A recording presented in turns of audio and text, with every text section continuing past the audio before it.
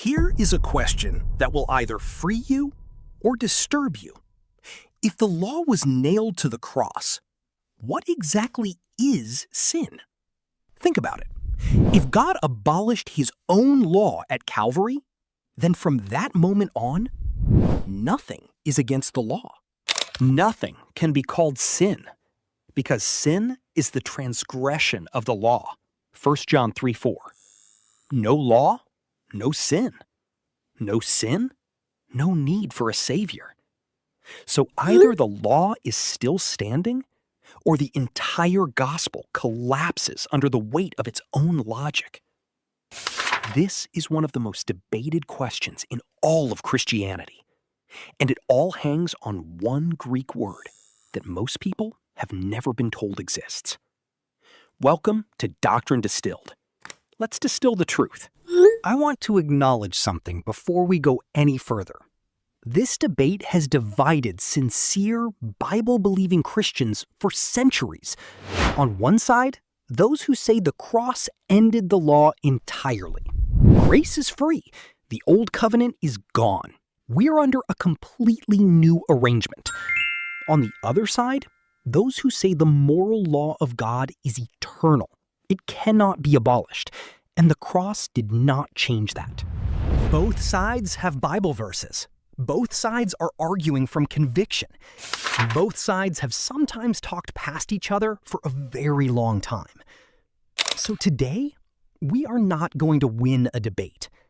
We are going to read the actual text, and we are going to let it say what it actually says.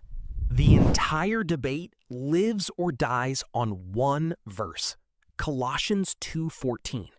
Paul writes, "Having canceled the charge of our legal indebtedness, which stood against us and condemned us, he has taken it away, nailing it to the cross." Most people read that and conclude the law was nailed to the cross. But here is the key you need before you read that verse. The Greek word Paul uses for charge of legal indebtedness is cheirographon. Cheirographon. It does not mean law. It does not mean commandment. It does not mean Torah. In the first century, cheirographon was a common legal and commercial term. It meant a handwritten certificate of debt. An IOU, a signed document acknowledging what you owed and could not pay. In 1898, archaeologists digging in the sands of Egypt found ancient papyri with this exact word written on them.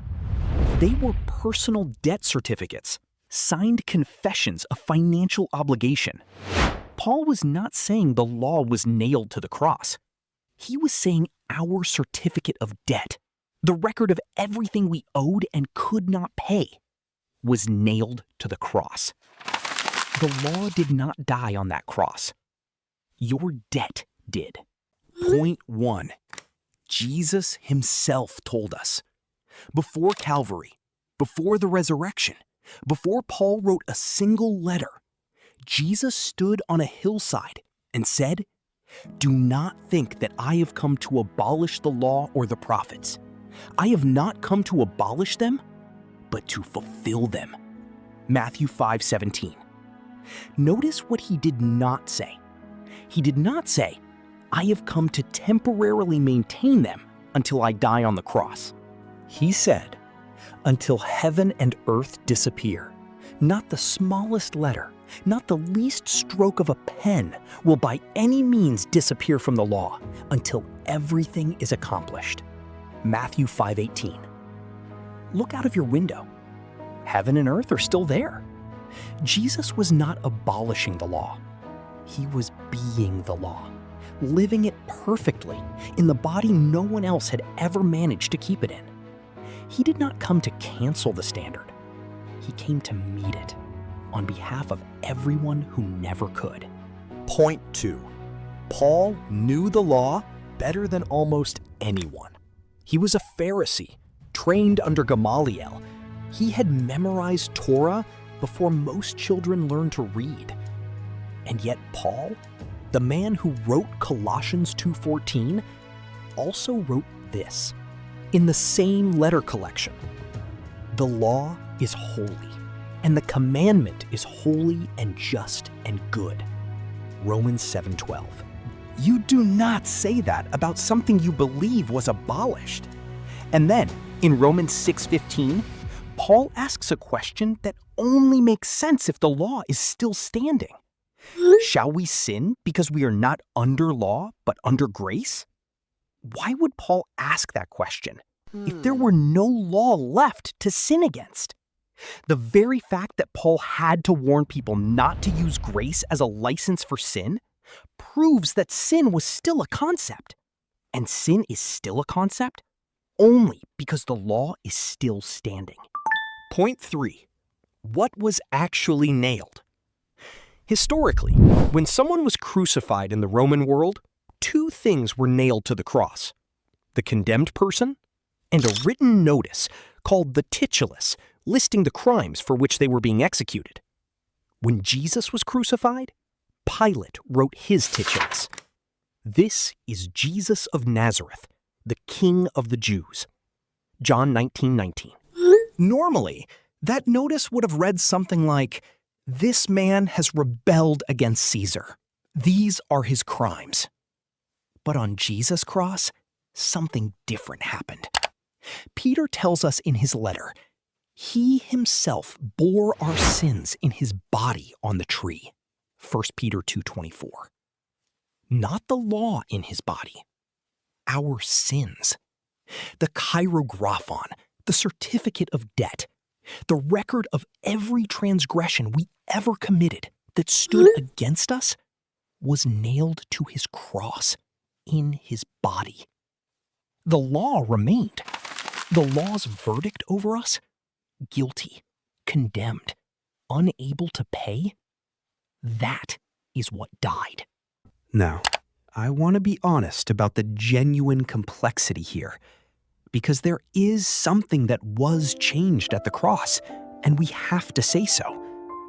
The ceremonial law, the sacrificial system, the priesthood, the temple rituals, the dietary codes tied to Israel's national covenant identity, these pointed forward to Christ.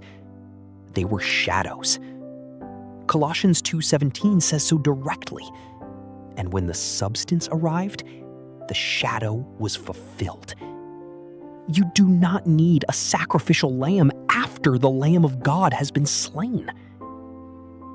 But the moral law, the law that defines what sin is, the law that reflects the character of God, the law that existed before Moses received it on Sinai, that is a different category entirely.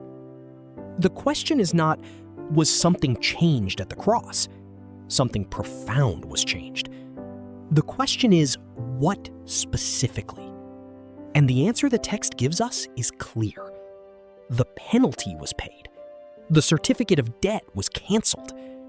The standard remained.